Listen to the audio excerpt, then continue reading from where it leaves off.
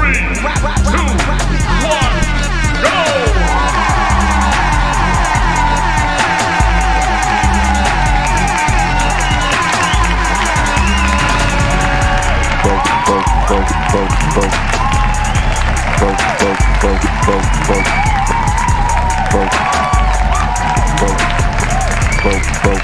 got Smash Bros. Though.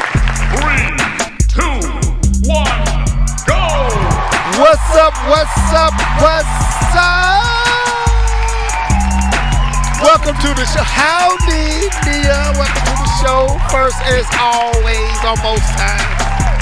This is your boy Levelhead back with another live and Leveled Gamers podcast every Thursday, 8:30 on the dot. Well, 2 minutes late today. What's up, people? Mr. Norris, K-Bump 20. What's happening then? What's happening then? Hey. Y'all gonna have to excuse me for the first 10 minutes of this podcast. I will be digesting some beautifully made catfish nuggets with some beautiful green beans and a side of mashed potatoes. So I will do my best to talk between bites. Hey, bro, I ain't gonna lie to you, brother. You saying like, I'm gonna get another sip of that cognac, you know? I'm gonna get some more of that cognac. So make sure y'all send. Well, we've been talking to each other pretty much all week long. So make sure y'all send this out. Put this up on Twitter as KBum20 smacks away on goodness. Hopefully, I didn't make my wife too upset because I didn't tell her what I wanted to eat, and I think she wanted me to give suggestions. She do this every time, and I didn't throw those suggestions out there, so I may not get nothing to eat. So pray for me that my tummy gets fed. But this is our Thursday night show. We are excited. Yeah, man. Yeah.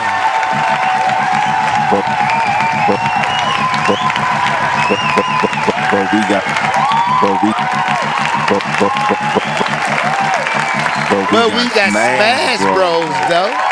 Yeah, we in this place. What's up? Okay, so we got a little bit to talk about tonight. Nia, go ahead and get these numbers up, man. Go ahead and use your fame and popularities to get these numbers up. Because we're going to be talking about you. You joined us this week. You got in on the gamings for a little while. But what's up, people? What's up, K-Bump? What's up, Norris? What's good? A pretty cool week, man. I took off today to spend some time with the boys since they on spring break. I couldn't take out the whole week, but we got a chance to spend some time, and they've been pretty cool, man. Pretty good kids, man. I like them. I ain't gonna give them back. Now let me ask you: don't you get to work from home? I do. But I didn't want to be glued to my computer. So I'm messing with you. They like, Dad, what you you tell mean Level don't work from home. He don't know what that really means. Yeah, wait a minute. Hold up, K-Bump. Back it up. Let me give you that. Slap yourself real quick. Back it up. Doing 2020, your boy got to work from home. Doing COVID, he got paid. It was scary, but we was at home and play video games. You Joe did. I wasn't working. I didn't have to work. I only had to go in once every 2-3 weeks. We'd go in and do some stuff. My job is physical, so we go in every 2.5 weeks, do a little bit, go home and sit for another 2 weeks, and got paid. Like I said, you were not working from home. You were getting paid from home. Hey, I was technically getting paid for 8 hours for 5 days a week, 40 hours a week. I was working from home, sir. You can't tell me I wasn't. That check was coming every other bi-weekly. Bi-weekly, I was getting that check, plus the government check. So I was eating good. But anyway, welcome to the show. The government. Anyway, welcome to the show, y'all. We are excited, as you can tell. Hey, have y'all checked out X-Men 97 yet? I started the episode today, and I got sidetracked. Yeah, I got sidetracked today too. I had to apologize to two of the church members. I forgot to go to a meeting today. Just bad. But anyway, that ain't y'all business. What am I talking about? Anyway, But I did post on Twitter. Excuse me, X. Excuse me. So sorry, X. The music, man. The intro. They orchestrated the intro music. Like they're using the orchestra instruments, and I'm like, It don't slap the way it used to. it don't slap, man. It don't slap. I like the nuances. There's some extra notes added in there because they can. It ain't got it. The energy ain't right. You can say it sound the same because it got the same overall tone, but nah, it don't hit. man, It don't hit to me. I could have To read me. so many ways with that. It doesn't slap like it used to. But I'm not gonna do that. We supposed to be a PC. Lord have mercy. So, Mr. No Pause. Oh no! Keith the one. Keith the wait a minute. No, y'all ain't seen. Hey, Y'all haven't seen the pictures of Rogue from the original to the new one?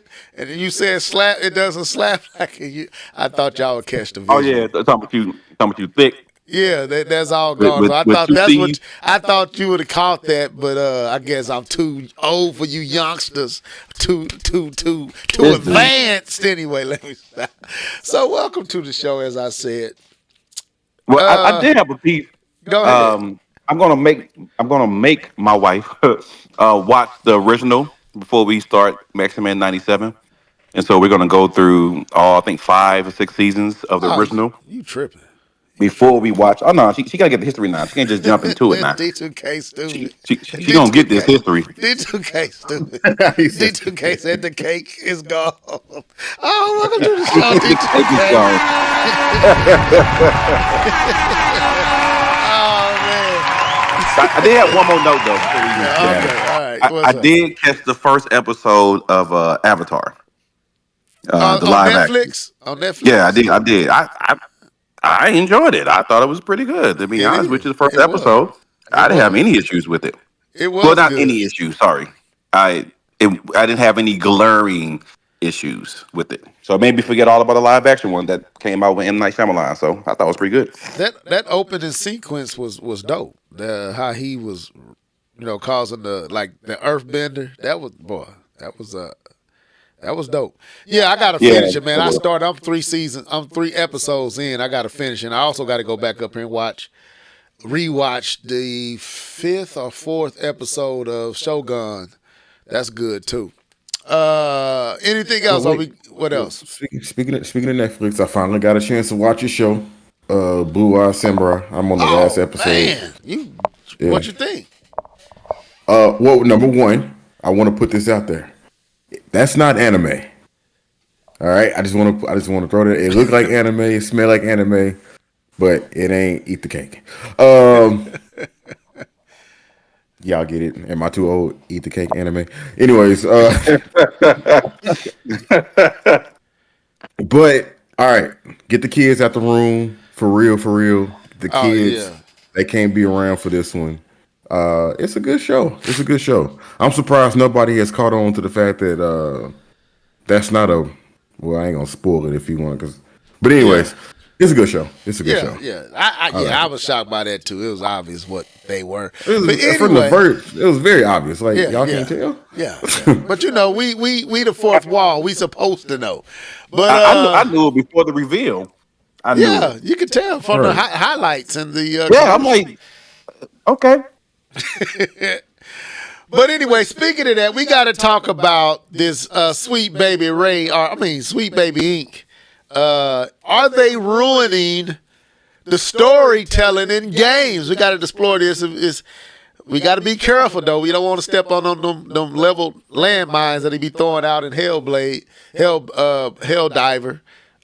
Y'all know how y'all can't navigate my minds when I throw them out there. We got to talk about the PlayStation 5 Pro. And what else? Well, and wherever else we go, we may hit. Has your gaming taste changed as you've aged? We're gonna talk about that as well. So, with that being said, let's get into this. What you been gaming on? Let's go. Yeah.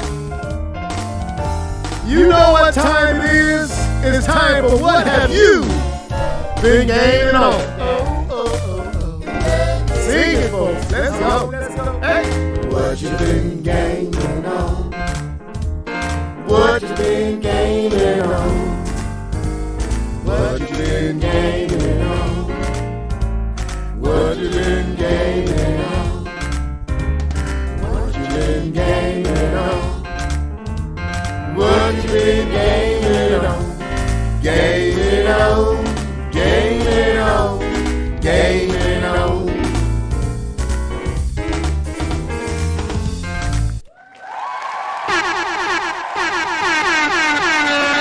Three, two, one, go! So, who want to go first? Is it K-Bum? Is it Mr. Norris? Who wants to take on what Let you me been go ahead and go gaming? first because might be Okay. somebody said they might have a surprise. So let me just go ahead and get myself out the way so we can get to the good stuff.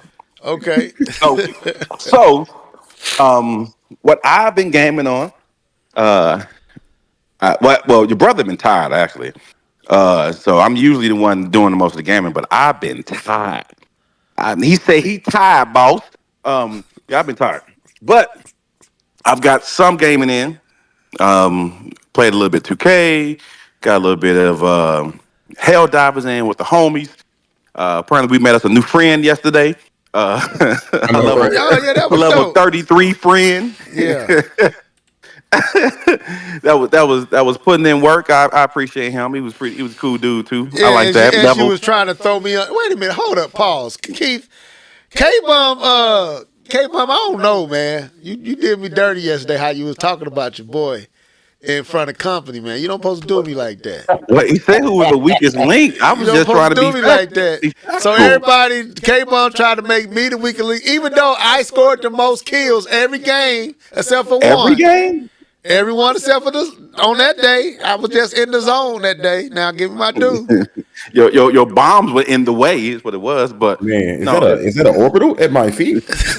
Oh, Keith, don't let K-Bum fool you when he was throwing out that tour with the bum blowing everybody up. hey, bro, we needed that. I don't care what you say to me. We needed that help. But All anyway, right, this is go my ahead. section. My Let me bad. finish. My bad.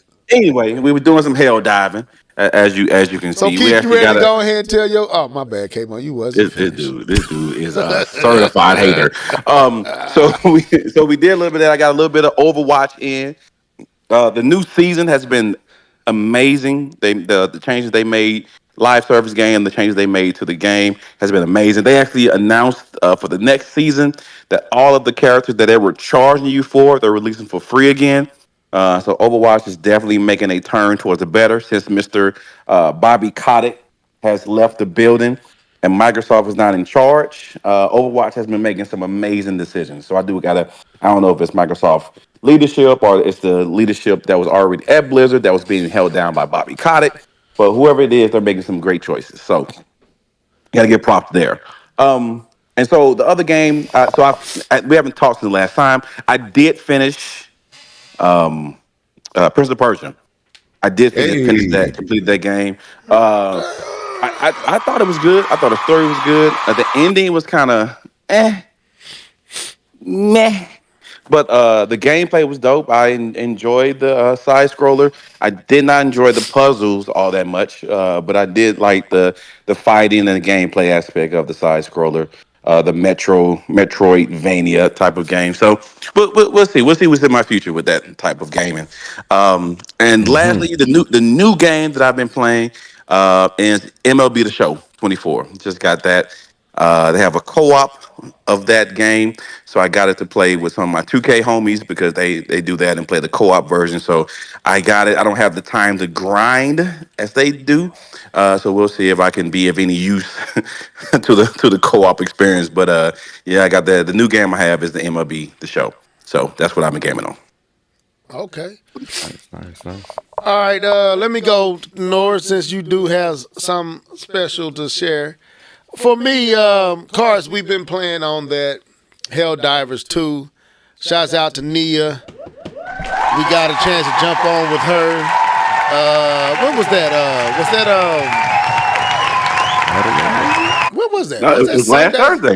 It was Last at the end of the Thursday? podcast. Yeah, Oh, yeah. it sure was. Oh, Yeah. Also, y'all go check us out, man. We skipped the podcast last week cause your boy was tired. K-Bum said he was tired. He had a headache and home issues. So we decided we'd give him anyway. I was tired, so so we went on and jumped. And they's like, well, let's just play the game. And I was like, oh, okay, let's go live with it.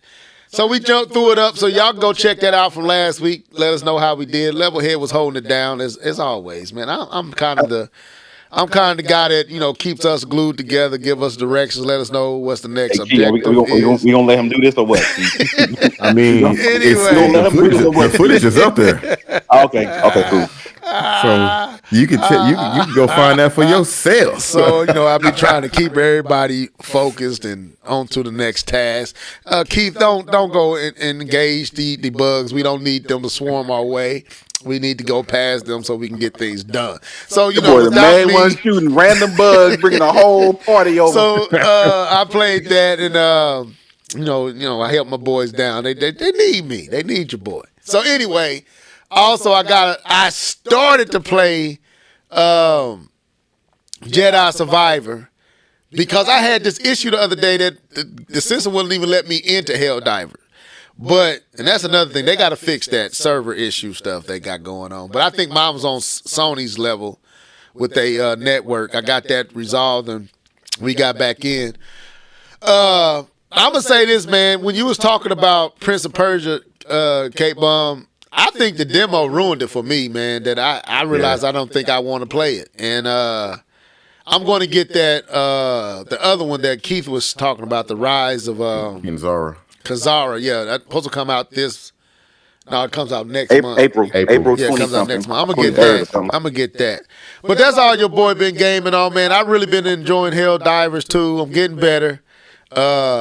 I was truly the weakest link back in the day. I think your boy holding his own now. I can send in reinforcements and run at the same time. I got there, so I'm excited about the game. I enjoy jumping on with them. So the floor is yours, Mr. Norris. What have you been gaming on, man? Oh yeah. Let me sip on the cognac. I'm so glad y'all didn't skip me. You know what I'm saying? I'm so glad you didn't skip me. You fool, dude. All right, so of course, as everybody said, we've been playing on Helldivers. You know what I'm saying? Somebody over here dropping 380s. They ain't not supposed to. But we ain't gonna get into that. Just watch the video. No, we need to get in that because you need to simmer down with them 380s. Like I said, the footage is there. Hey, listen, them 380s ain't no joke. No, they not. See, For everybody, everybody in the screen can get it. Nobody is not partial. It's not biased. It kills anybody within reach. You supposed to stand on at a distance when you throw a 380, but I was throwing them, down the ravine, like real close. But been having fun playing Helldivers. So I've been playing 2 games, right? I'm gonna say the last one for last. So the first game is a mobile game. It's called Journey on my phone. Listen, if you ever played those Where's Waldo type games, that's not the same Journey from the PlayStation, is it? They had a no. This is just like one of them games that kind of like you sit in the doctor's office and you like, man, where is Waldo type of game. It's one of those type of games, but this one is based on the States. Got it. It's called Journey. Now, I just want to throw it in there just to see where y'all was at, and get y'all anticipating. So I just found out that this game got released on the Xbox. What is the thing? Game Pass. No more Heroes 3. Oh. Its own Game Pass. Really now? I bought it. Had I known, I just would have downloaded. But I had already bought the game. Yeah, it's on sale right now. So I bought it on Steam. Been playing No More Heroes 3. So I got a little bit to say. Haven't played much. Haven't gotten far. But some things that came across my mind as I'm playing this game. This is a current gen game. No More Heroes 3. Developed on the Switch by Grasshopper. Suda. Is that Suda 51? Yeah, Suda 51. Yeah. Studio. Is this your special game? Huh? Is this the special game you were saying, or this? Not? Yeah, this is the special game. Oh, okay, cool. Yeah. So I'm sorry, I let y'all down.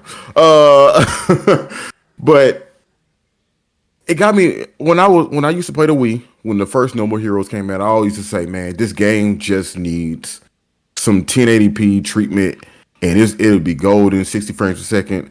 I take that back. I'm walking that all the way back. And of course, gaming has progressed. Sony and Microsoft are both in third-party developers have given us better detailed games. But No More Heroes 3, even with 4K and everything turned on, this game is ugly. Wow. This is an ugly game through and through. And to me, what it shows is everything that Level's been saying. It's time to move on from the Switch. I know I'm playing it on PC. I'm playing it in all its fullest glory. But this is a fully developed, from the ground up game. Very stylized, I might add. But it is an ugly game to me. Like, the hair physics aren't hair physicking. He's super glossy. What the hair physics not doing, Keith? They not physicing. That was good. This dude. I'm sorry, they got me. It ain't moving. The wind blowing. You can't tell. You wouldn't know. It's still fun because if you ever played No More Heroes, the gameplay and the core gameplay is there. I call it like Souls Light. Not quite Souls, but you do have to pay attention to what you're doing. You know, you got to charge your beam, katana, and dodge and do all the things that you would normally do in a Souls game. It's just probably not that hard. Maybe it is if you play it on like extreme hard. I don't know. I don't play it on that level, but so far it got the same charm. If you ever like these No More Hero games, they got a very quirky storyline, very engaging cinematics before you play the game. But overall, I like what I'm playing so far. I just had to say that this confirmed for me to play. Like when I play those PlayStation games on PC, I'm amazed and I'm like, man, this is beautiful. Like playing Spider-Man and Miles Morales and Horizon just dropped today. I can't wait till I get that. You know what I mean? Those games look amazing on PC. This game look like trash on PC. This is a ground up Switch game. Look like trash. Look like trash. It's fun though. I'm gonna beat it. It's just high definition bricks and it exposes it. It does. It exposes all the tricks that they use to get it to look as good as they got it on the Switch. Like all that glossiness. Mm-hmm. Wait, is this what we're watching right now? Yeah. Oh, this is ugly. Yeah. Well, now again, the art style is supposed to be. That ain't what I'm talking about. Wait. Everywhere. Is this 3 or is this the first one? This is 3. All of them on PC. That's 3. Okay. This is the PlayStation 5 and the Switch version being kind of shown back and forth. And it's still an empty world. It's like because they went away with that in No More Heroes 2. Mm-hmm. And they had you select stages instead of having an open world, and then I guess they went back to it. Yeah, ain't nobody here, bro. Yeah, nobody. It wasn't a bad game, but it wasn't necessarily. I don't know. Anyway, that was the game. The game itself is fun. The fighting, the boss rush, all of that is what makes the game. It's just all this other filler that they put in there. Like fighting the bosses, you'll have fun doing that. Okay, for sure. And how much it costs? I only paid $15. I don't know how much it's on sale for a PS for everybody else. Yeah, I had to go up there and see. I know we got a lot of free stuff now that I got the onlines. I can. Yeah, it does look that much better than the. Well, yeah, it do look better than the Switch version, but it just look like it's high definition. That's it. Okay. What else? Was that it? Yeah, that's it. Okay. So, Spider-Man. I'm sorry. I've been playing. I'm about to finish Spider-Man. Oh my God, this game long. Okay. So, with that being said, that was what you've been gaming on right there. So, we gonna get into these first topic. Where we want to go? Do we want to go to Sweet Baby? Do we want to talk about the PlayStation 5 Pro? We could say that last topic. How has your taste? What's up, Chariot Man? Welcome to the show. Yeah. You got to get on there with us too, man. Well, we only got one spot. I don't know if that's Nia's spot for forever, but we got Love on last night, man. He was lovely to play with. Put it like that. No pausing. Pause. No pausing. So anyway, so where we want to go first, man? Do we which direction? Do we want to go Let's go ahead and hop on the PS5. Yeah. Yeah. PS5? Okay, so let's go. So there's a lot with the PlayStation 5 that we can go. So as you know, this is what is this, Digital Foundry?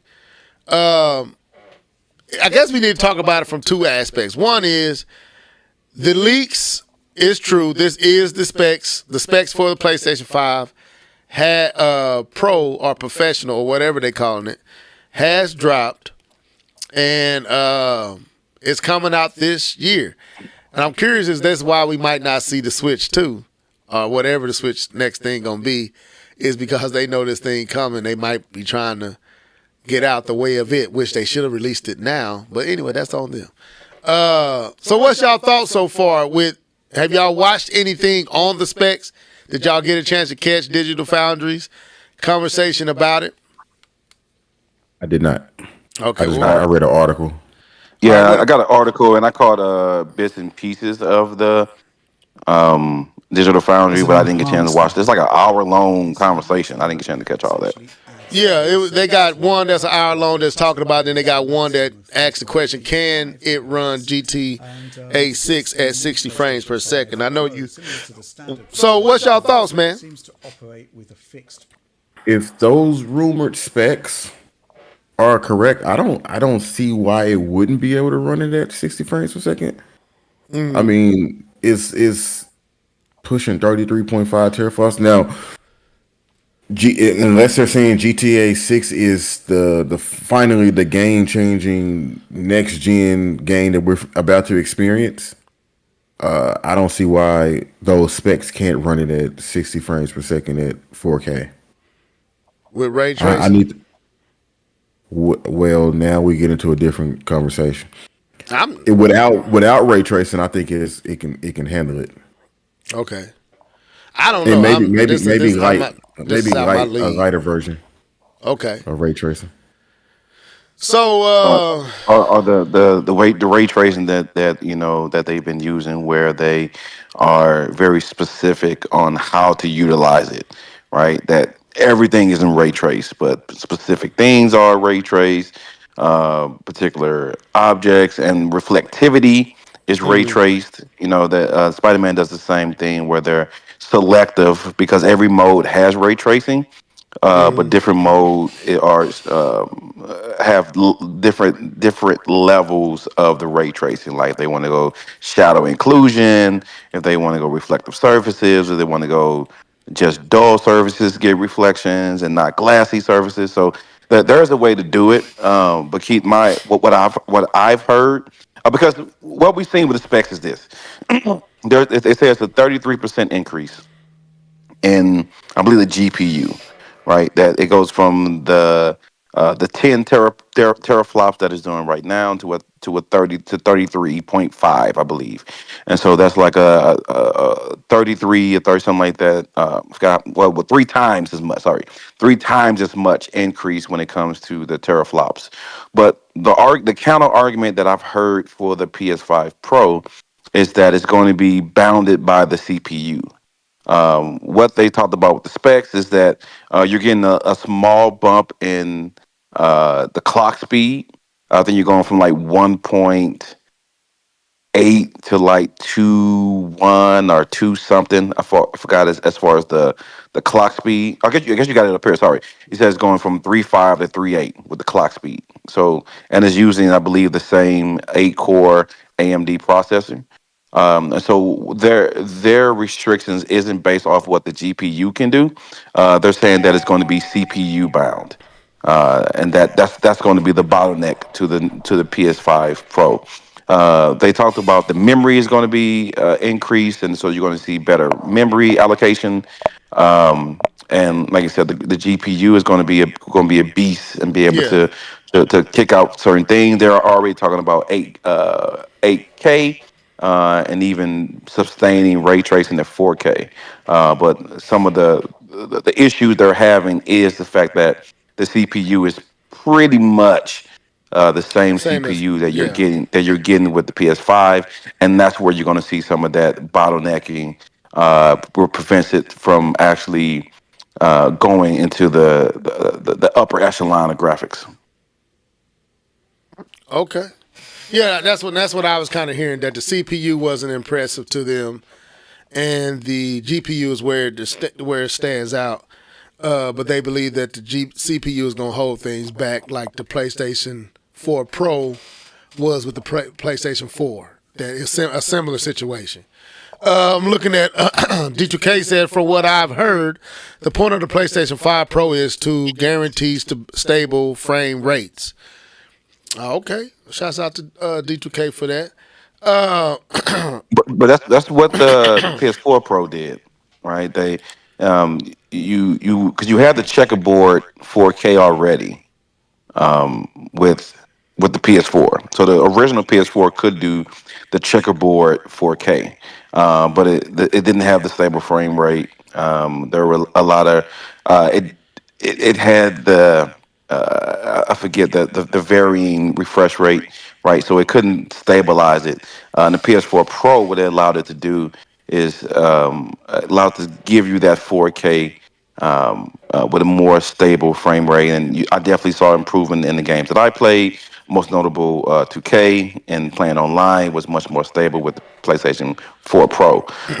So that's a nice thing to have. But if you really want to step up, and depending on how much they charge this thing, now I, I would be okay with that, D2K. If PS4 Pro comes in at the 399 price PS5, point. PS5. Sorry, the PS5 Pro. The PS5 Pro comes in at that 399 price point, and then the regular PlayStation drops in price. But if you're going to ask for 499 and you're just giving me stable frame rates, I don't know if that's worth the investment. I'm saying that now, and I may be the first in line to get the PlayStation 5 Pro. But I'm just saying, that they gotta give a little bit more than just having stable frame rates. Now, So now, that's my thought. didn't the PlayStation 5 cost $499 when it came out, or was it $399? It was $499. 499, I believe. That I don't see them. If the original PlayStation 5 was $499 at launch, I don't see them. I apologize. What I'm saying is it should, because right now the PlayStation is what, 499 or 399? It's 499, right? Yeah, it's $499. I Right thought now. I apologize. Then the Pro should come in at 499. Is what I'm saying. that I I don't see apologize. that. I don't see that. I see the Pro coming in about either $100 or 150 more, at least 100. So if the current PlayStation is $499, it may drop to 450. Or I don't see them dropping it, K. I think this thing gonna be like right at $600-700. I don't I mean, I that's what don't they did. I believe that's what they did with the PS4. I think it came in like 100 some more than the original. I don't Right, think they dropped the original to replace it. right. But my statement was referring to if they're just giving me stable frame breaks, then that's what I would expect. But if it's going to do more than just stable frame rate, then they can squeeze out some more money. It's the point that I was making. It was directly Oh, okay. uh, to D2K's comment about just producing stable frame rates. Okay. Well, I mean, okay, let me ask this then. Are we ask this every time we got the rumors. Now that we know that this is literally coming and it's coming this year, holiday season, do you really feel like you need it? Oh, right now, is it a need? Did you wake up and say, man, the PlayStation 5 is not giving me it needs more power? I mean, if you've been playing games and at certain points in the game it stutters, slows down, then I could see it being justified for certain people, for some people. I mean, we could look at the Switch and how Yeah. going into the Lost Forest, like the Switch fell asleep at the wheel or something. Right. And I used to think like, man, I would love to play the Lost Forest at a stable frame rate. Right. For some people, that's going to be enough of a justification for them. For all, and if that's true, what D2K is saying, then yeah, it's going to be a justification because the performance and the fluidity of a game is everything. You know, I literally just sit here and said, I I'm playing this No More Heroes on PC. One, because I want to play it on PC, and two, another reason I didn't get it on the Switch is because I heard that the frame rate dropped like crazy. So I didn't want to experience that. So, but for those people who I don't know, enthusiasts and people who just want to experience and have better frames, I'm pretty sure they're gonna go get their money. Or people who don't have a PS5 yet. Right. But Well, I don't know. I guess the question would be, and I guess K Monk go next, but to circle back, would you get one? let me jump in before K-Bum answer that. Uh, as a person that has been experiencing the PlayStation 5 since it's been out, and I don't know about K-Bum, I haven't experienced any game that I felt like dragged or slowed down or didn't run well, from Spider-Man 2 to Ratchet and Clank, God of War 4. I mean, Ragnarok, God of War Ragnarok, um, Miles Morales. Only thing with Helldiver is getting into the game, but once it's in there, it's stable and smooth. So for me, I don't see a reason for me now. If you working with K-Bun, working with the high defs, bleeding edge, that may be a different question for him. But for me, old level and his minimum in mid tier TV that he got down here, like my PlayStation 5 is fine. I have yet to experience any moment where I said, man, this thing is, I need more power. I experienced that with the PlayStation 4. I just wasn't gonna get the Pro, because I felt like there was something around the corner. So I was like, I'm just gonna wait for the 5. But with this system, I have not experienced any moment where I felt like, man, the graphics are not there. I need more. I haven't, personally. But I'll let K-Bum answer that for himself. Okay. So to set the record straight, so yes, I just bought a new 77-inch Samsung S90C TV I that didn't tell has you to tell a nobody, hundred and D-Roll. 120 refresh rates. It has VRR. It has FreeSync. It has every single. It has three of the HDMI 2.1s. It has every single bell and whistle um, that's compatible with a gaming system. So anything you can expect for a gaming system to have, it can produce it. The question is, would I buy the PS5 Pro based off the OLED, current? D2K, OLED, Uh, OLED. oh, He's it is anti-Q. the OLEDs. So it's not the QLED.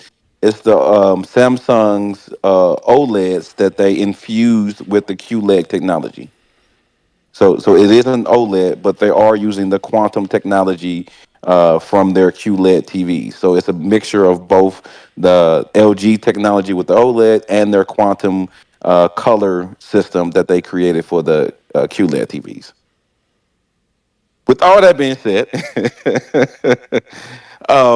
so here's the problem. The problem is I don't want to buy a new PS5, but it's hard for me to come on here on the air and say that I won't buy a PS5 Pro because I bought the PS4 Pro for the very reason that D2K just mentioned. It created a more stable gameplay. That was it. That was all the selling point that I needed to buy the PS4 Pro was a much better and much stable online experience and gaming experience as a whole. So that was the bottom line for me. That's all I needed. And so I can't, with all certainty, come on here, look you guys in the digital eye, and say that I will not buy a PS5 Pro. I will answer Level's question and say that I don't think I've looked at the PlayStation or played a game with PlayStation and said that this game is suffering because of what the PlayStation 5 can do. I think I don't even think, to be honest with you, that these developers have have maximized what the current place PS5 can do. Right. We are just now at the end of last year. We just started seeing UE5 games.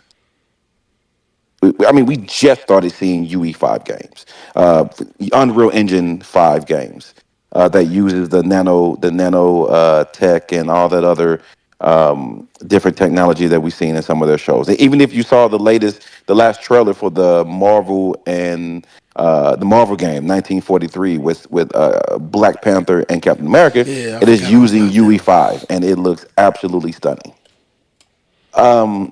So. I, I can't in good conscience say I won't buy it. So let's just say that. But I agree with Level. I don't really see the lack of it in the current games, and even with the new setup that I have with my TV, every game that I play, even playing, 'cause Prince of Persia runs at 120 hertz. Prince of Persia does, and it is absolutely stunning on that TV. So I don't see the lack. It's not as bad as it was during the PS4 phase. So I would love it. I probably would have been different if it would have came out next year, where we see UE5 games, and then we see kind of the bottleneck that maybe the UE5 games have. But I don't think they've reached that yet. My opinion. Yeah, yeah, and that's where I'm at with it.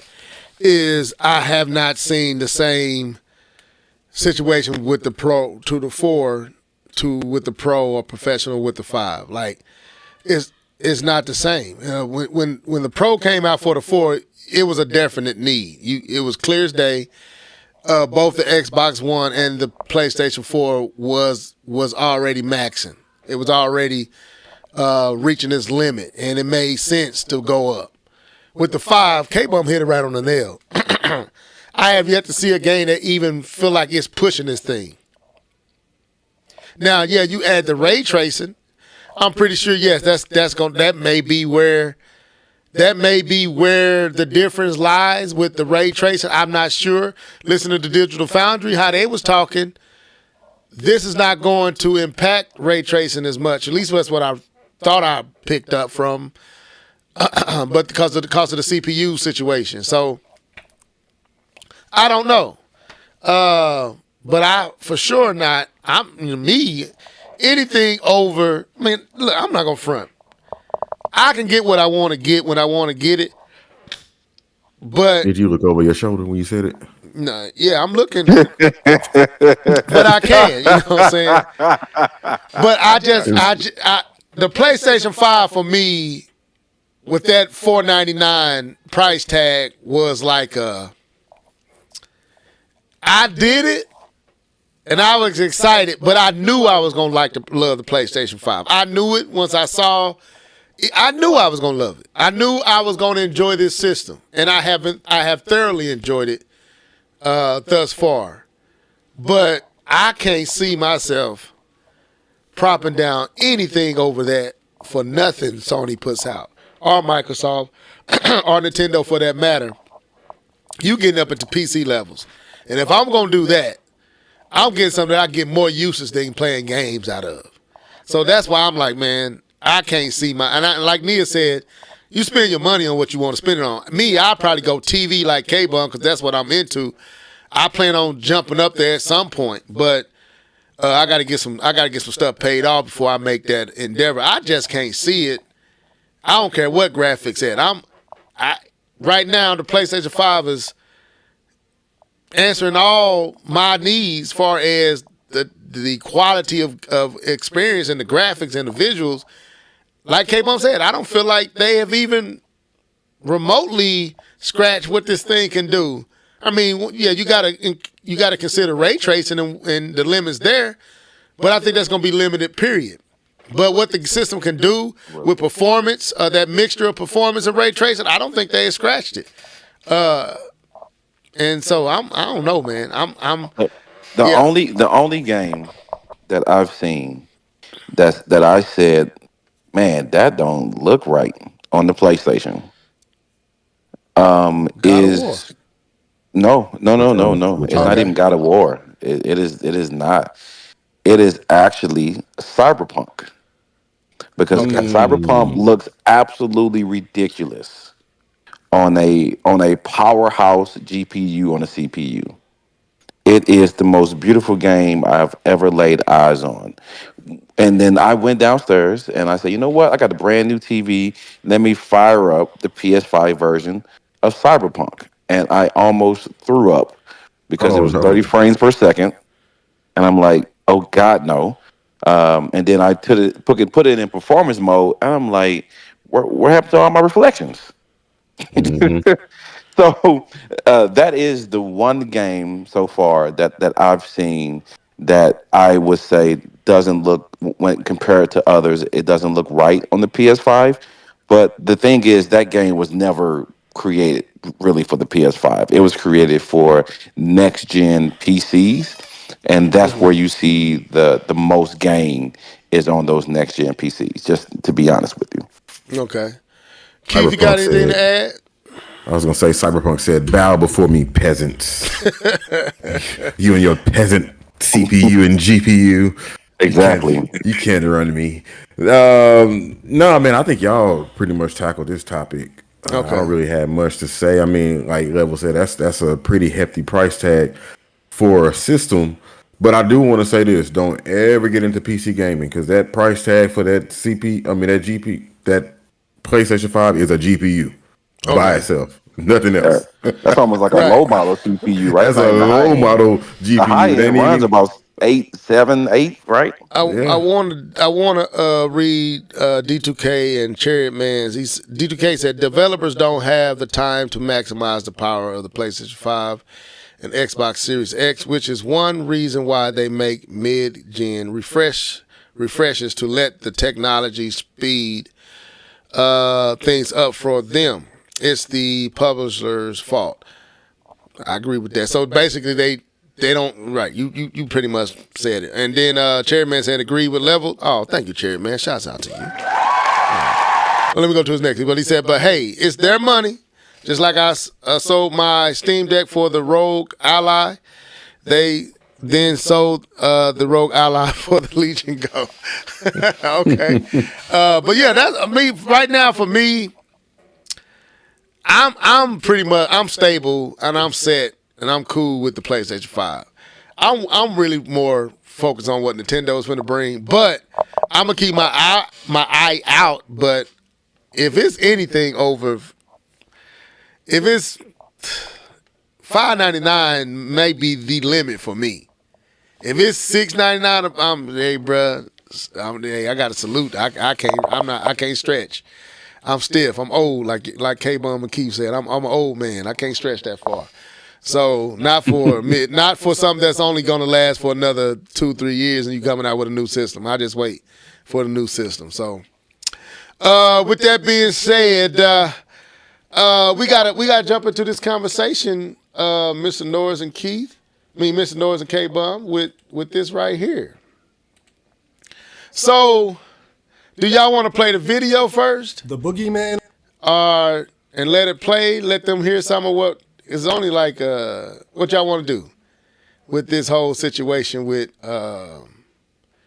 Sweet Sweet Baby. Baby Inc. Do we want to talk about it I first or think let the video I, play? I think my opinion, I think letting the video play a little bit because it gives some kind of Okay. background about the Sweet Baby Inc. Before we kind of get into it. It does lay out some points kind of at the beginning, some that I agree with, some that I do disagree with. But I don't mind letting the video play and then kind of expounding on it afterwards. Okay. Thank you, K Bum. See, that's why you are a captain on Helldiver. You just give us so much direction. I be needing this. But anyway, so this is Keith. I'm gonna let you lead out, but let's listen to this to kind of get an idea of what this discussion is. I want to say this: fair use. Finally been exposed. The boogeyman of gaming has finally been exposed, and unlike the fictional mythical creature adults use to scare kids, Sweet Baby Inc. is real and is actively contributing to the downfall of modern gaming. Several claims have been made over the last few months regarding the consulting firm, Sweet Baby Inc., and how they've been affecting the gaming industry through its heavy involvement in Western game studios development. On paper, Sweet Baby Inc.'s mission is to bring inclusivity and diversity into the games that they work on, by handling things like how video game characters are written, and overseeing in-game dialogue, how to properly convey a particular culture, and making sure that unintended racism doesn't accidentally happen in the portrayal. And again, on paper, that doesn't sound too bad, right? But if there's one thing we've learned about companies that are constructed for the purpose of ticking off diversity checkboxes, it's that oftentimes they end up having a net negative effect on everything they touch, even going so far as being blatantly racist and or sexist themselves. But if the correct checkboxes are ticked, this qualifies companies like Sweet Baby Inc. to receive ESG investment, or environmental, social, and governance funding. In the case of Sweet Baby Inc., companies like BlackRock are its biggest investor. So how does this investment actually work? Well, companies like BlackRock, who is the world's largest asset manager with $10 trillion in assets, allegedly have a scorecard that factors in many different areas of diversity: LGBTQ allyship, BIPOC representation, and so on. And depending on the score a particular company receives, they will be eligible to receive investment from BlackRock. Publishers have been turning to companies like Sweet Baby Inc. or others in order to increase their ESG scores and secure extra funding. And I think the most important takeaway with that is to realize that video game companies aren't trying to be diverse because they want to, they're doing it for monetary gain. If you pay any attention to online gaming discourse, for years now you've probably heard or noticed yourself that video games have gone woke. I think most understand what is meant by that statement, but I think that the term woke has been a bit overused and lost a little bit of its meaning. Thank you for saying that, sir, because woke never meant that first. Let's continue. The last couple years. Having a female protagonist doesn't make a game woke. We've had female protagonists for decades. Having a gay character doesn't make a game woke. We've also had them for decades. And having a person of color as a protagonist or character also doesn't make a game woke. Again, we've had them for decades. This sort of proves that companies like Sweet Baby Inc. don't really have a reason to exist from a practicality standpoint. Gaming has always had natural diversity ever since its inception. The problem really comes down to companies like Sweet Baby Inc. replacing natural diversity with forced diversity and deliberately radical socio-political themes. There is a very real difference between how diversity has historically been treated in gaming and how it's now being treated in recent years. Hence, all of the woke debates online. Taking a look at Sweet Baby Inc.'s client list, it's easy to see what woke versus naturally diverse looks like. Xbox Game Studios, Ubisoft, EA, Rocksteady, Santa Monica Studio, 2K, Square Enix, the list goes on and on.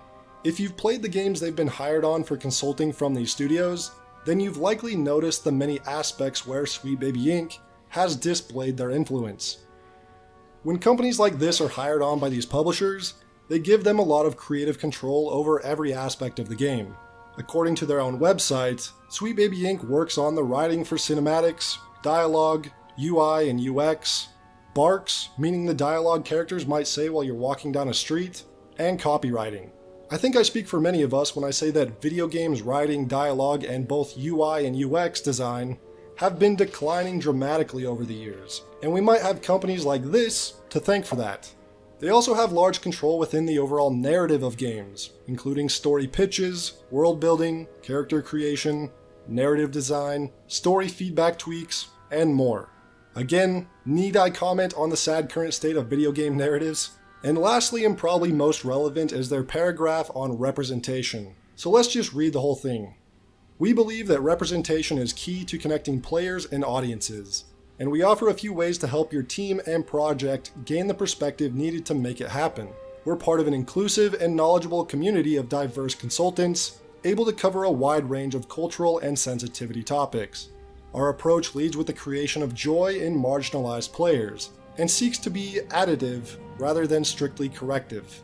We do cultural consultation, sensitivity, and inclusivity reading, risk and opportunity assessment, and more.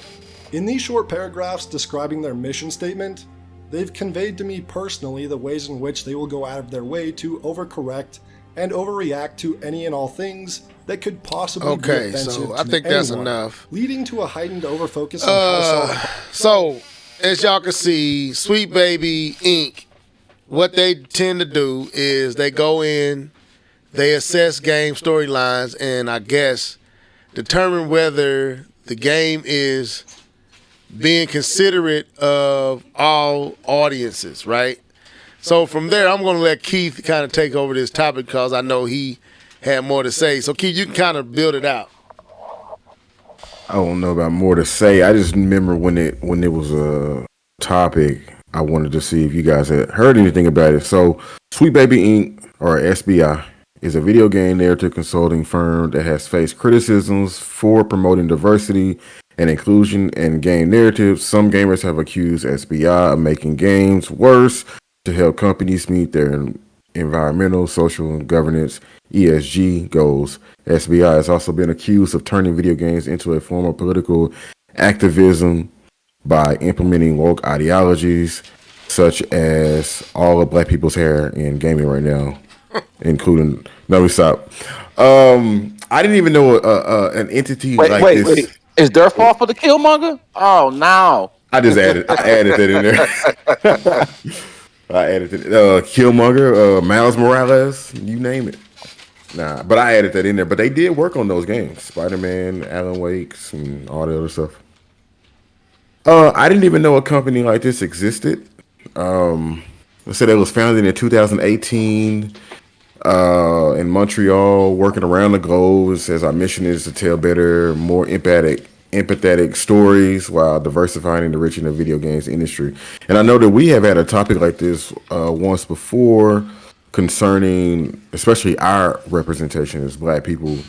So now people are saying that they're just kind of like how we look at the films and everything. It's like, oh, you're just adding these people in there or turning characters who are historically white into Black characters. I know there was controversy over the character in Alan Wake 2. It said that she was originally Saga Anderson said that she was originally a white woman, a white woman, and because her grandparents in the game is are white, her mother I believe is white, so she could be mixed in the game. You know what I'm saying? Because I know Or some adopted, whatever. or adopted. Yeah, there's many ways that you could say that, but they're being accused, and I'm pretty sure not Alan Wake, but Sweet Baby is behind potentially them changing their character. But there is an article that said they didn't change the character; she was always Black. But it's these types of things that they say that they have their footprint in, as far as like making people feel included and so on and so forth. But I don't know. I don't think that they're changed. I don't know. Let me fall back because I was just going to set it up. And K1, you said you had something really really deep to say, so I'm gonna fall back because I don't want to go into a weird area right quick. Yeah, I mean, I personally have no issue jumping into this topic. So, uh, here's where it's interesting to me.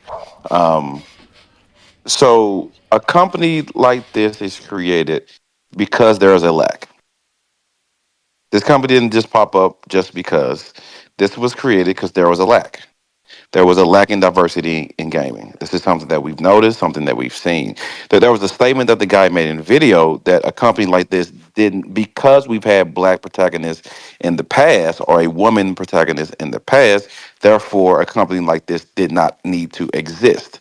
I completely disagree with that statement because there has always been a large disparity when it comes to characters of color or diversity in video games. And even if you did have a character of color, you can put them in a box because they fit some type of stereotype. And so I completely disagree with his statement that kind of like that just because there was female protagonists in the past or Black protagonists in the past, that something like this, or even gay protagonists in the past, that a company like this did not need to exist. I completely disagree with that. But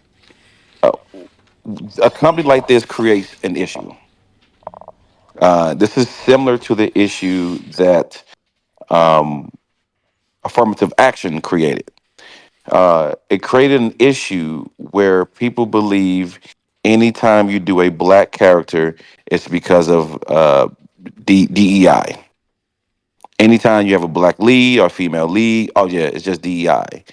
The same thing in affirmative action. Anytime you got accepted to Harvard and you're black, it's because you're black. Anytime you got hired at a job or got a promotion, oh, it's because you're black, right? It creates that excuse that that blame people are able to use against you, and so uh, that's where it starts to have I guess the net negative impact that he was referring to. But I'll take this a little bit further. My issue is not actually with um, Sweet Baby Inc. That's not my issue. I think a company like Sweet Baby Inc. should exist. My actual issue with this is that um, th- there is monetary income tied to how diverse you make your game. And so the statement with his that I agree with is that you replace true diversity for forced diversity. And I'll take this for example. NBA 2K introduced the Women League, uh, the WNBA. They had their own league. They played against each other. They were in the game. They had the created players or the actual players from the WNBA. They had their own exact league. They were in the video game. So if you wanted to play with Candace Parker, if you wanted to play with Maya Moore, you wanted to play with Lisa Leslie or any of the other WNBA players, you could. But they played against other WNBA players. That absolutely no issue with. Um, in FIFA,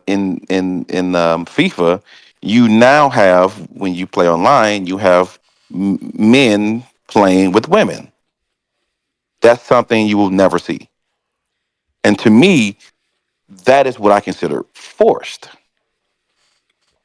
You're forcing women in the men league. That's not something that as a simulation game, would ever occur.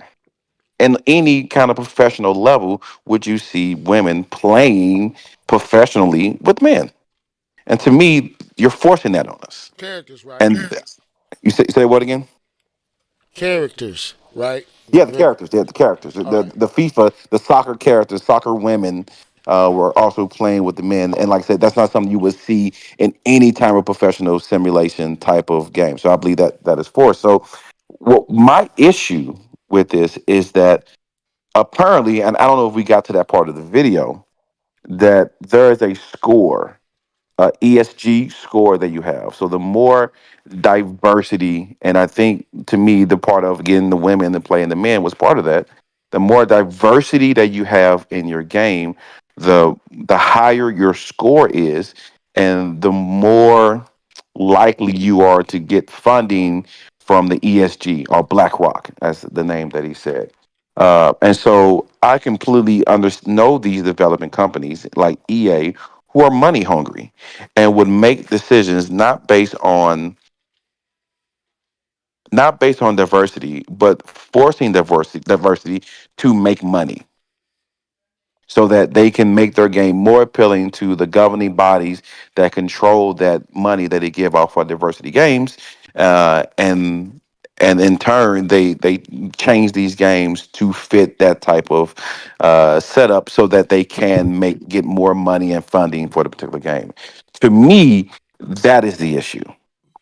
If there was no monetary gain in how diverse you made your characters, or how, because I think the fact that Sweet Baby protects and helps with diversity, right? The fact that that every black character isn't just from the hood and they aren't just all stealing and thieves, right? They have some kind of depth to them. I think that's a good thing.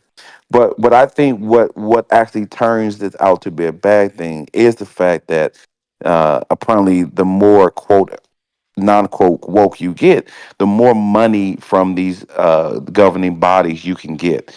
And I think that is what leads these publishing companies or development companies down a path that forces diversity instead of having it genuinely be like I felt the WNBA was in NBA 2K.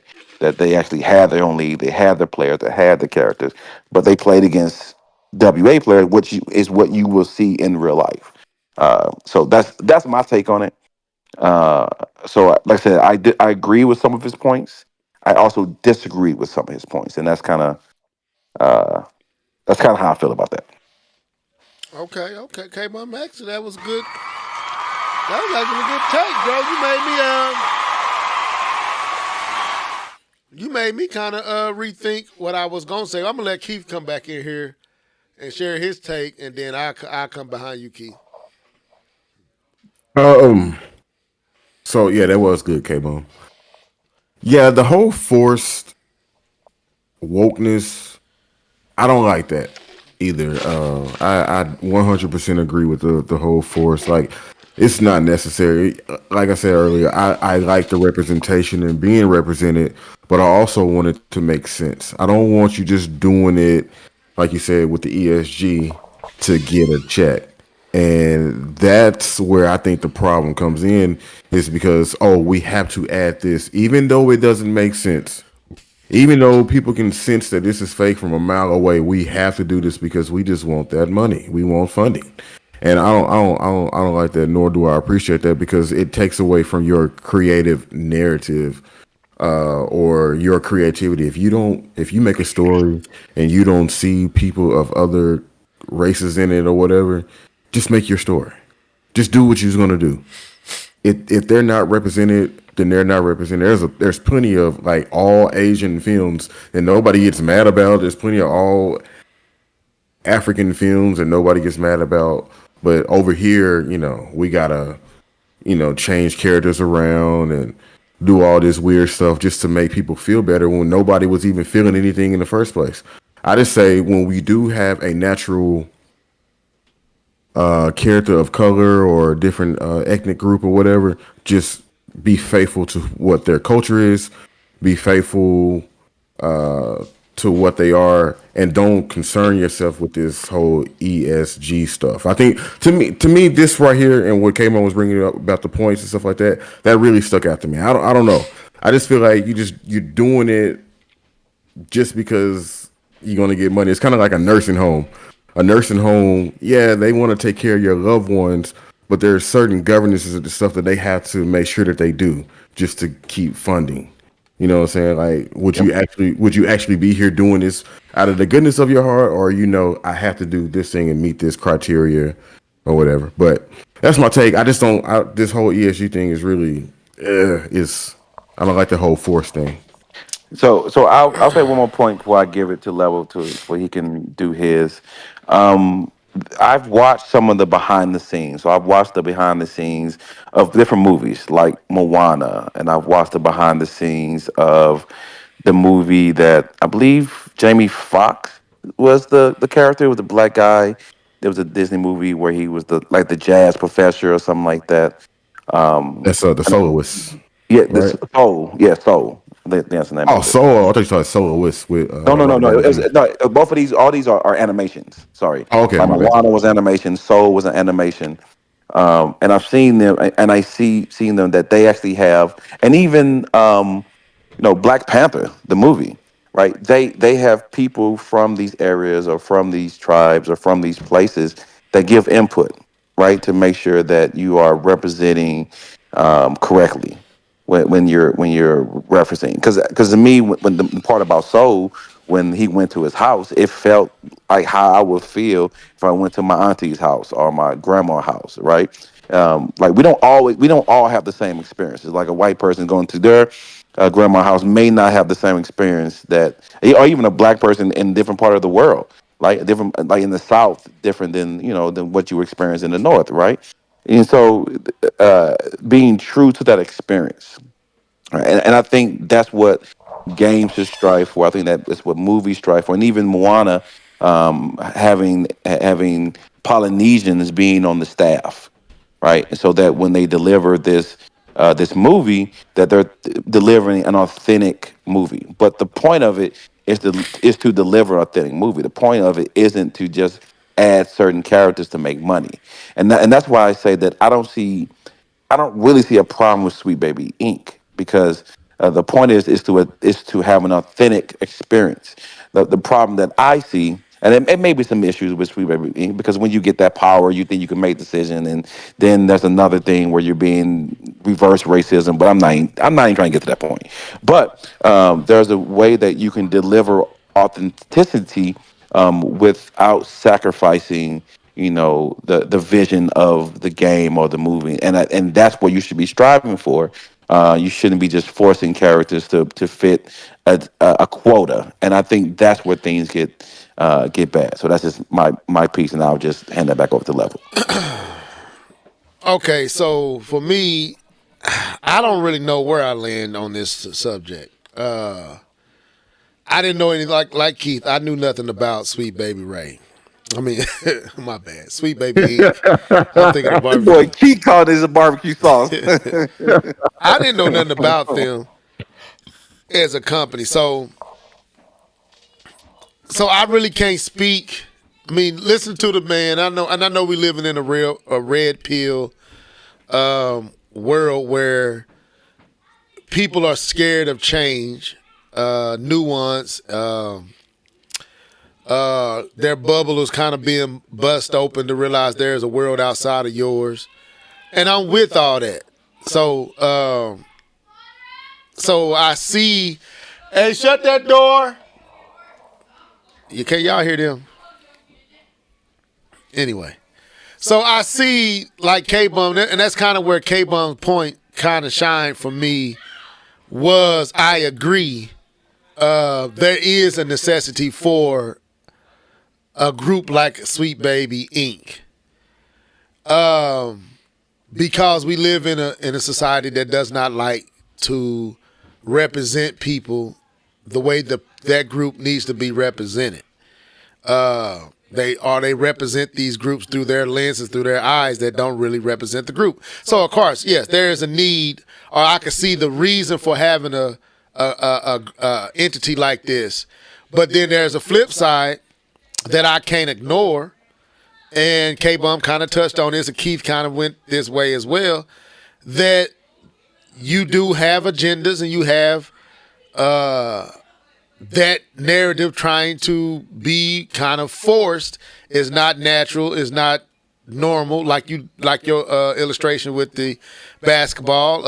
Outside of, I guess, tennis, I know they may blend sex. You might see a male and a female on the same court, but they play those type of matches. Yep.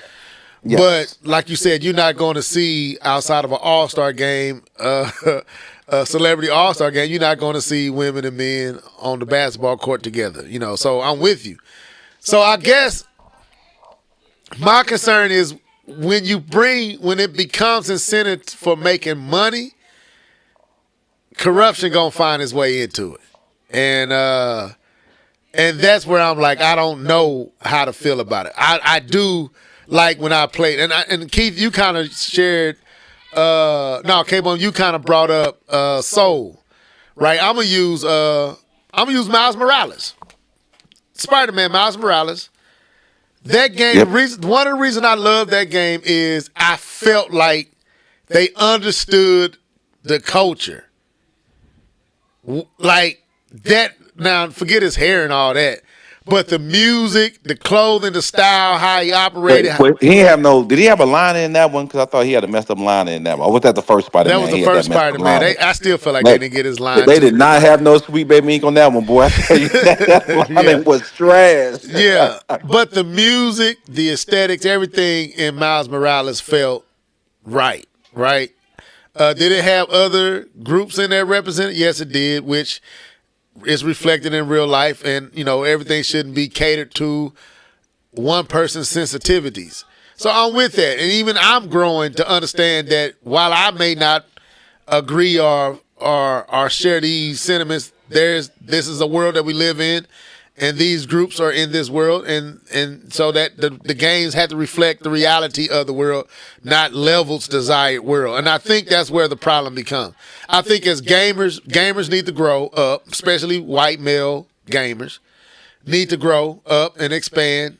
I said it. So if I don't know if that was near, male gamers, in particular white male gamers. No, yeah, thank you. I was gonna say no, stand on that because Yeah. the whole reason this is probably coming up is because of that group. Yeah, so they need to grow, right? They need to grow past themselves and seeing themselves represented. And then on the flip side, let's not force certain things where you feel like you just shoving this in my face with an agenda. If we can find that sweet balance, I'm fine with it. I'm fine with Sweet Baby Inc. If that's what they're doing and they're just there to ensure that me as a black male or Nia as a black woman or any other group is being fairly represented and properly represented and not only being visualized through one group's stereotype of them, then yeah, I'm with that because the dude was wrong. Most of the stuff we seen as blacks and different ones was always through the lens of other. And we saw that in movies. We see this in games as well. My only thing is with these new agendas, we starting to see it forced into places where it don't have to be. It doesn't feel natural. I fear that, but I believe that, like K-Bum said, there is a place and a purpose for a group like this. And his take was just too good for me to deny it and push past it. So I'm with K-Bum. It's needed. I didn't even know I was going to say that, but bro, your point was elegant, and I was like, this dude preaching right now. I gotta give him his due. Just don't force and give us back woke people. Woke. Can we have our word back? All right, we don't want it's tainted. We don't want that word back no Okay, more. we come up with a new one. They can have. We need to come up with another. That's why we come up with new words all the time. Okay, all right. Well, y'all can have woke.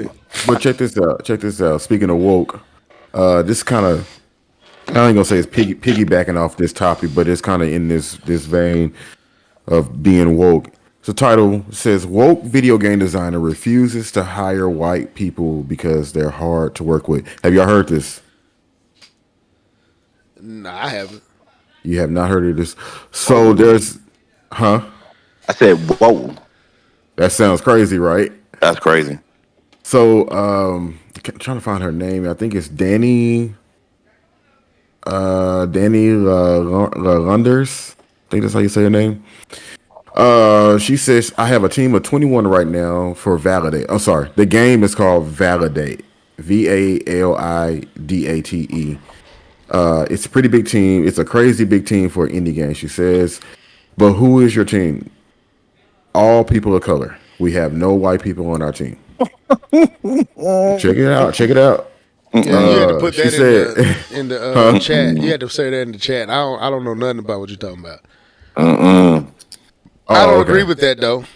I don't agree with that either. But let me. I do want to say this because I don't want this to sound like this is our perspective. I want to make sure that I'm getting her words. Okay, thank you. This is completely her perspective, and we can talk about it later. But she said, I did that because I wanted to create a safe environment, and I know the best way for an environment to be safe is to be around people who are just like me. Lord. Ooh, girl, I don't agree with that. The worst places I done been is around people like me. Like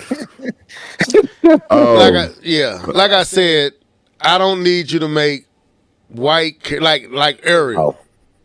I don't need Ariel to be black to feel the part. I was perfectly fine with Ariel being white. Just make some black mermaids.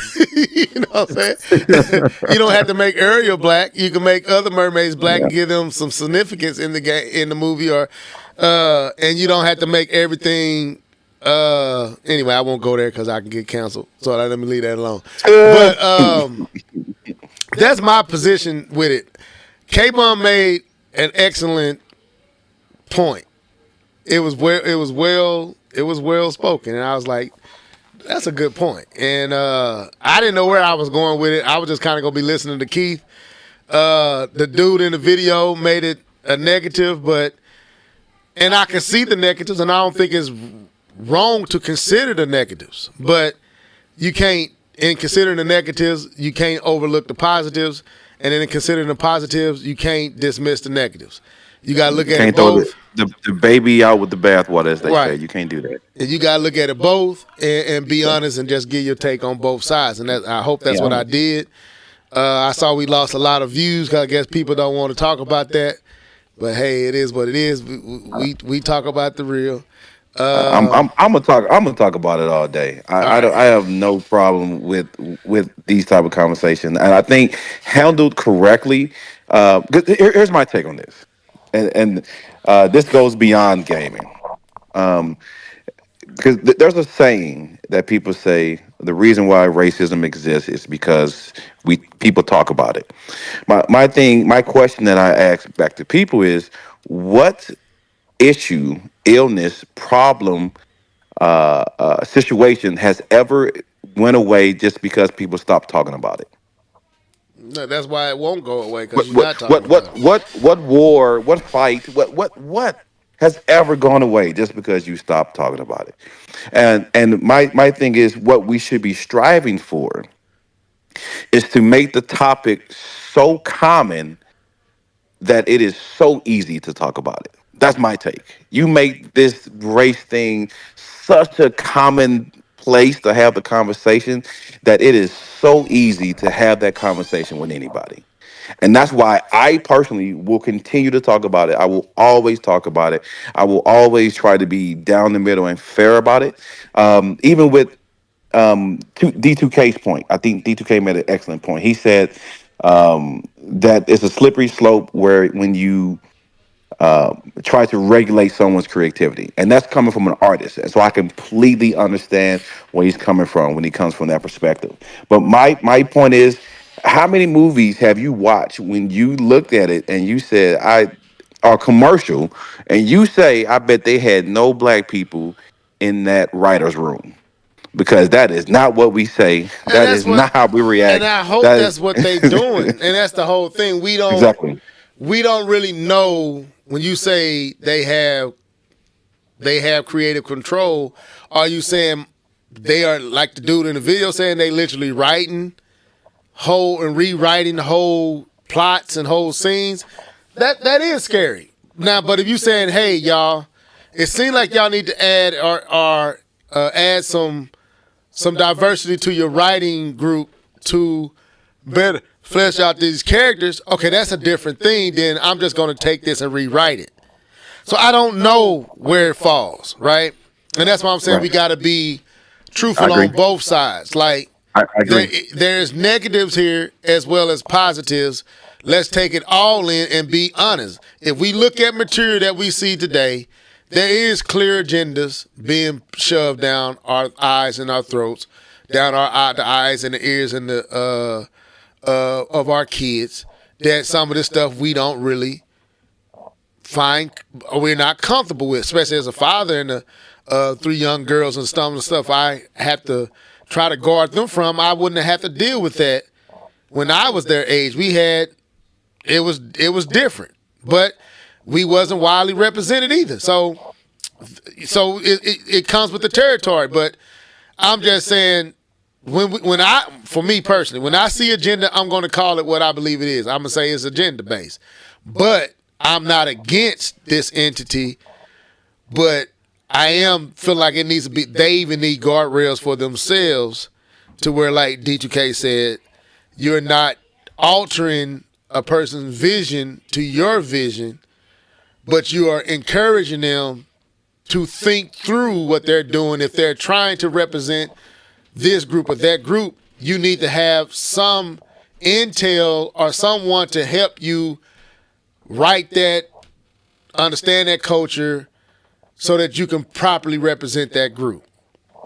If that's, I don't know what they're doing, so I say I leave it at that. That's a good point. I agree. With that being said, since we lost about 10 people over this topic, we gonna let it go, y'all. Hey, look, y'all, we gotta have mature conversations, right? We do. Uh, I think you said it best. We got to be able to take the positive and the negative and just take it all right, because there is no such world where everything is just positive. right. Not, you know what I mean? There's going to be a shadow. There's going to be a dark side. That's called balance. You Yeah, know, yeah. you use those shadows and those dark moments to say, okay, I don't like that feeling or I don't like that experience, but I have to acknowledge and recognize that if I put my energy here, that that can indirectly create this. Okay, so I'm sorry that that happened. I'll be more conscious about that next time or whatever, but it's going to happen, and we have to be able to like have those difficult conversations. And when people are wanting to represent themselves, we have to accept that. When you know, so on and so forth. We just got to be able to just have those difficult conversations without it making it seem like we have to step on someone else. I don't have to step Right, on you to tell my story. This is right, my story. You shouldn't even feel offended. That's a very good You should, point. you should appreciate my story and take it in right. and recognize it, or not even deal with it. Right, and I don't like I said I don't need Zelda to be black. I don't need Link to all of a sudden grow some melanin. I'm good with Dreads. Link. That's why. So That's why a lot of those RPGs allow you to create your own character. So right, they just give it here. You do it. you have the power to do that. Yeah. Well established characters, leave them alone. Leave them alone. If they established, let them be who they are. That's where I'm at. You know what I'm saying? But anyway, let's end on this last note. Because I thought it'd be a good pivot for this topic. How has your gaming taste changed as you have aged? I don't know who want to take that. Like, how has your taste in gaming changed as you have aged? Let me think about that one. Let me see. Okay, maybe we need to table that one for next No, time. no, I no. don't know. I'm gonna talk it out here. I'm gonna talk Okay, it out here. Yeah. I don't know if my gaming taste has necessarily changed. Now I'm living in my own bubble, so somebody on the outside be like, "Man, you used to play." No, I don't have the same time to play all of these games. I've bought so many games. Like that's I why gotta I'm pull it asking the up. question. I You bought know so exactly many where I want to go. Death Stranding. I'm still playing Spider Man. Just bought No More Heroes. Still got Returnal. Hi-Fi Rush. I haven't completed. Devil May Cry 5. All of these types of games I like to play, and then there's the Ori type games, the Metroid type games. I still like those type of games. I just don't have the time to play them like I used to. So with that, because I don't have the time, I do try different things because I know my time is extremely limited because I gotta get up and go to work and do all this other stuff. So there are times that I will try something different just to say, this may get me energized. But just looking at those games, I still typically fall in the same realm. There's not one traditional RPG in this game, turn-based RPG, that's not in there. You know what I'm saying? So I don't know if my taste has changed. My time definitely has. That's a good take. I like that. K Bum, as you have aged, as you getting older, getting closer to that 4-0, if you ain't already, I think you have hit the 4-0. So, how has your gaming taste? I don't think K Bums has changed at all. But go ahead. How's your gaming taste buds changed, bro? I don't play competitively like I used to. Back in my day, I was ranked in the top 200 in 2K. I was ranked in the top 1,000 in Madden. I have beaten a Madden Pro before and on in Madden. But I don't. I used to run the Madden League Yeah, I remember and do that. that competitively. I don't have the taste to be as the young folks would call it, a tryhard. Those days are gone. because some of those skills have left me. Some of those fast twitch muscles are no longer present. So I don't do competitive gaming as much.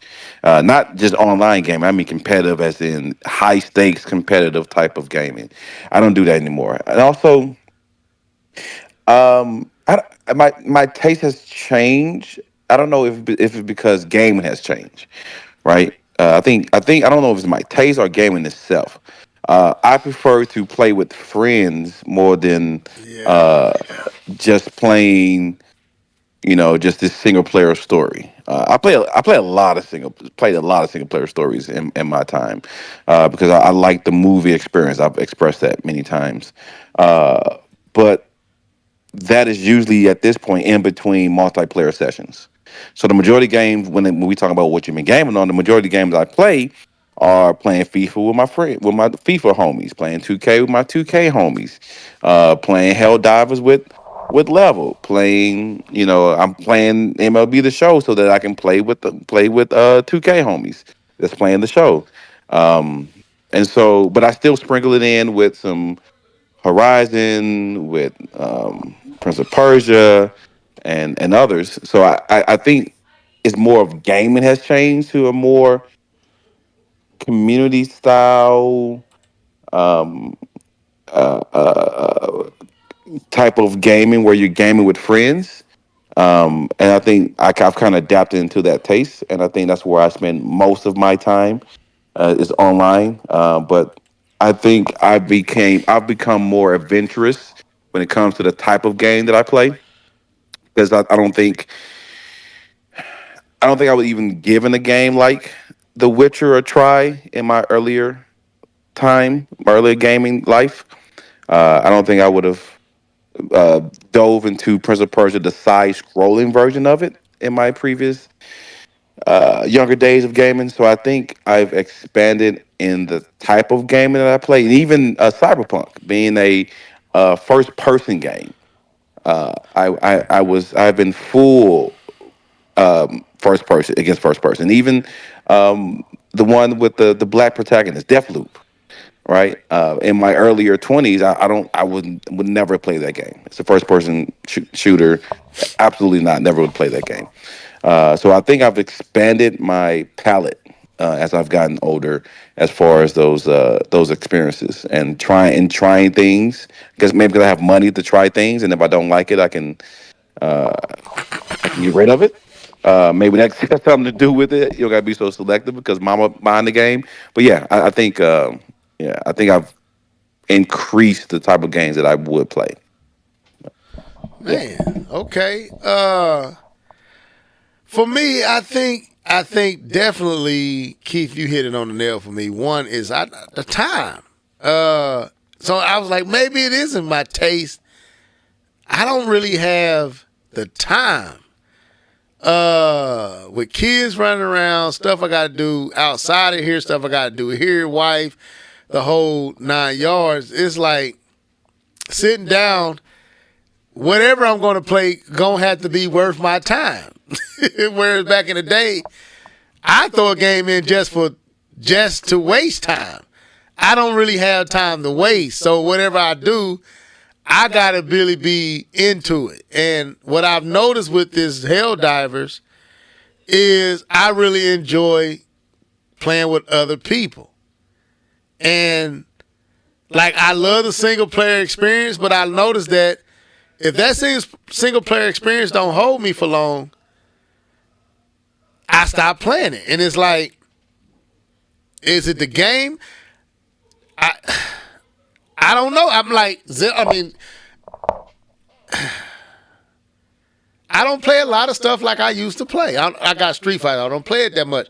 And I think it's because the games that I played oftentimes had another person there to enjoy it with me. And now that I don't do that as much, I don't have that, I guess, like Nintendo. Back in the day, I used to have the couch experience. I had my brother, my boy Chris, and different ones. Are back in college, K-Bum, I bring Def Jam Vendetta up to the college dorm, and We playing Def Jam Vendetta. We playing Mario Kart. We playing Smash Bros. And that was just a weekend in and out thing to do. And now, I can't even think of the last time I threw Mario Kart in. Because most of the time I'm playing by myself. And I don't. So I think K-Bum hit it and Keith hit it. The time. But I'm making time from Helldivers. I find time. Like, y'all jumping on tonight? Have you noticed? Have y'all noticed? I have said, are y'all jumping on tonight almost every other night? Yes. I'm pretty sure they're like, Level, Yeah, man. because I'm like, oh, I'm so tired. I bet they like, Level, man. Dude, we tired, bro. We play. I don't know. I'm Wait. like, man, have I missed co-op and just playing with people and hearing people and everybody laughing? And I'm like, I don't know. I'm like, has my taste buds changed, or is it been this long since I had a game that requires you to work together? You ain't competing against your next I think person, you've always liked those type of games. It's just right? that the And I fact that realize, yeah, it's the people are further away. Because I use the same thing with my brother. You know, I had my brother. We always played games together. It was always some type of game. Like even Army of Two was our favorite thing. and this And is our we always footage right here, y'all. This is us playing. That's me holding it down on the screen. Go ahead. we always played together. But what happened was, he got married. He had kids. He moved out. My brother wasn't right next to me. And so we've always enjoyed playing games together. So we just started playing online now games together. And so it's still that type of gaming that you've always liked to do. It's just the fact that those people can't sit right next to you anymore. And so you Right. have to reach out through the internet now to And there you get that go. type of experience. And I remember because I'll use my own experience. Y'all couldn't jump on one night. And I jumped on. I think y'all was going to jump on, so I went on to play the game. Nobody wanted to talk, no collaborations, people doing what they want to do, and I didn't want to play no more. But as soon as y'all jumped on, I'm getting talked about by K-Bum. He calling me the weak link. Level, get over here, pay attention, Level. Hey, Level, you got to take one of your stems, your power down. I'm like, man, where was this dude at the last game we played? Where was these insults? This is motivation. So I think I miss co-op. I think I miss those collaborative games. That's why I think I got into Teenage Mutant Ninja Turtles and Streets of Rage. Those games that require you to work together.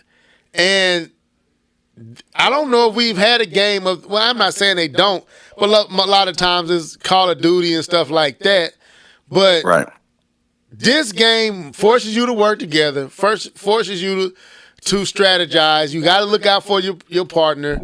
You got to look out for yourself, and you get that save. Like, oh, thanks, Keith, for getting the dude. Like, okay, like the other day, K-Bum, we was playing, and we engaged the stalkers for the first time. Oh, And you was like, level, behind you, level. and Keith, I'm not going to front.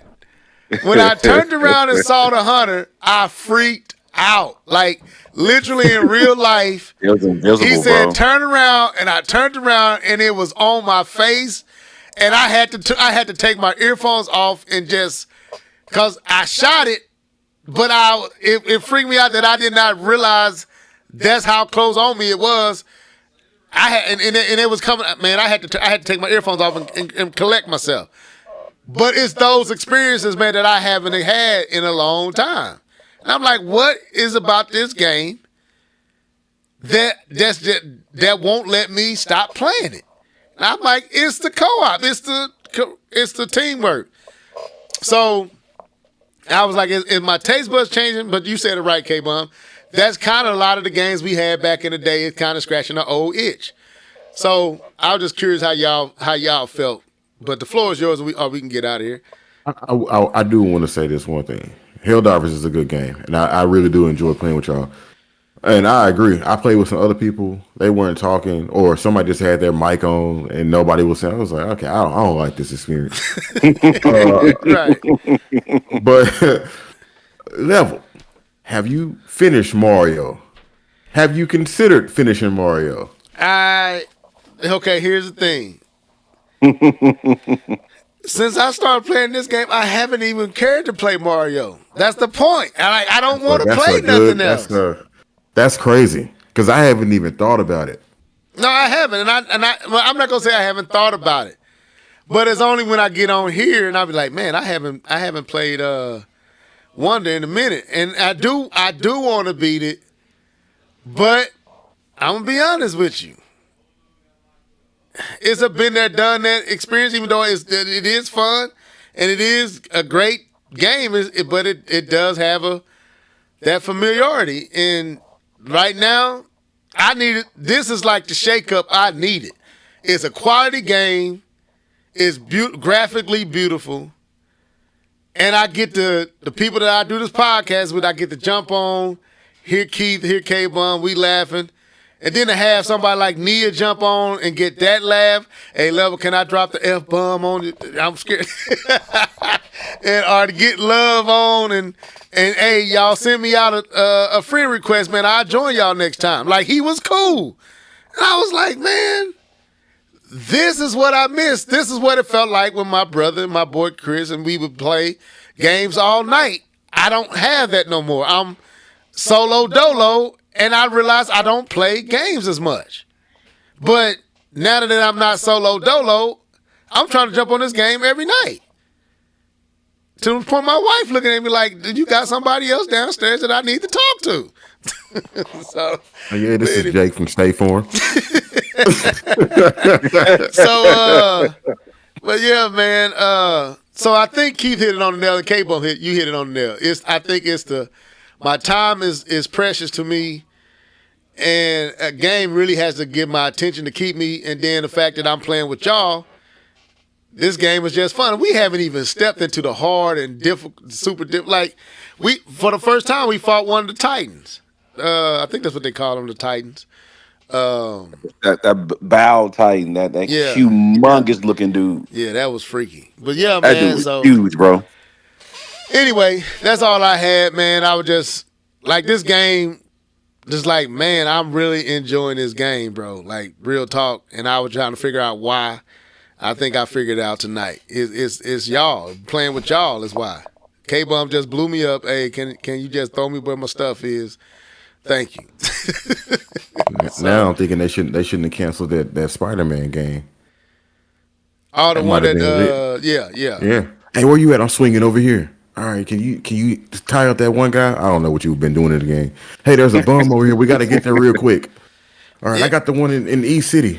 Whatever. Right. Because so many games make you compete against a person, and sometimes like okay, well, Mario Kart is different. I like competing, but like Street Fighters or Tekken, everything is against, or even Call of Duty is against people instead of y'all are working together. And I still got to dodge your bullets. I still got to dodge it. So I don't get to cheat. You can't just shoot through me. But my focus is not necessarily trying to beat K-Bum. My focus is, hey, let me watch out for K-Bum as he arming this device down here. We work together, right? Yeah, we got to work together. And I'm like, man, I like those type of games. That's why I like Double Dragon. That's why I like the side scroller beat 'em up when you get 4 people on there. I liked it for that reason.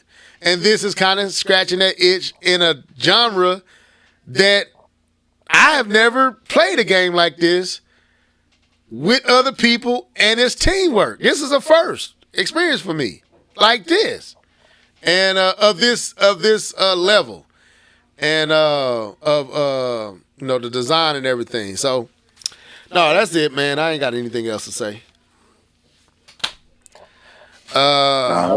That's dope, man. I think you can sum it all up, man. That's dope. We can move on from that. Oh, that was it. That was the last topic. So we good. So anything else? Are we done? Are we finished? Are we done? I think we good. I think we hit on all the points that we need to hit on. I see some people came back. Yeah, they couldn't handle that topic. No, but I think we hit on everything we wanted to hit on today. I think it was pretty good. Okay, well, that was the show for tonight. I hope that y'all enjoyed it. I would tell you, Helldivers is a breath of fresh air for gaming. Did not think at all that I would enjoy this game to this magnitude. But it's a good game, y'all. It really is a good game. And the more that they add into it with the cloaked hunters and now they got the flying bugs now, and we ain't even seen them yet. Not yet. There's so much that they could do. This game, they can keep expanding this game, man. For $40, I feel like I didn't spend a whole lot of money outside of having to get online, and it doesn't get old. It doesn't get old at all. We just be playing too late. So, true that. But with that being said, whoever wants to go and sign out, Keith, go and sign out, bro. Whoever, they ain't gonna just appoint me.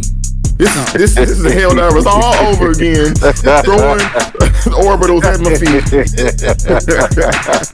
Shooting me with grenades. No, I'm doing with grenades. Yeah, good show. Got a chance to talk about the PS5. Another topic that, a lot of folks don't want to talk about. But, good show. Got a chance to talk about No More Heroes, and yeah. We need the new Switch, man. We gotta move on, man. Yeah. It's time to move on. After playing that game, it's time. I'm gonna beat it though. It's time to move on, man. But I can't wait until we get back on Helldiver so we can have some more stuff to talk about, play some harder missions, and hopefully some new interesting things in the gaming space happen between now and next Thursday. And with that, I say I do. We getting up in the ranks, boy. We gonna be getting them better weapons. True that. We gonna have to be off on the mountain to shoot some of that stuff. Go ahead, K-Bump. Nah, man, I enjoyed the conversation. I actually enjoy the DEI conversation more than I thought I would. Definitely always try to be open in the conversation when it comes to that, because it's important to see both sides when you're kind of having that conversation instead of just saying from your point of view. So I thought that was handled very well, that whole discussion, as we usually do. So I appreciate that. But I appreciate everyone coming through the comment section. Thank you guys very much. D2K, I appreciate your insights, very, very, very deep insights. Appreciate that. Nia, you keep me tracking the entire time. Charity, man, good for you to come through, brother. We still gotta get you on. Gotta get you that friend invite on. What's that? What you on PC? Gotta get that friend invite on PC so you can come through next time we that we need it for it. But nah, man, enjoy it. Can't wait till next time. All right. Well, like I said, I appreciate each and every one of you jumping in on tonight. D2K, Chariot Man, the very own Nia jumping in with us on tonight, and all the rest that was listening up until we had the Sweet Baby Ray conversation. Hey, we grown men over here. We talk about stuff, the uncomfortable stuff, but it's what we do. If we wouldn't be the Live and Level Gamers podcast, guess what, man? I actually went and watched Mr. L Live the other day, man. He popped up in my thing. I got to hear my boy from back in the day. Dope. Yeah, man. I was going to send it to y'all. I was like, nah, I don't want to have them up there tearing up. But yeah, man, we've been doing this for a minute. So we try to tackle and cover every type of topic. We not scared to talk about this stuff. So whether you leave and come back afterwards, we still here. But anyway, this was the Live and Level Gamers podcast. Till next week, same time, same place. This was your boy Levelhead signing out. Deuces.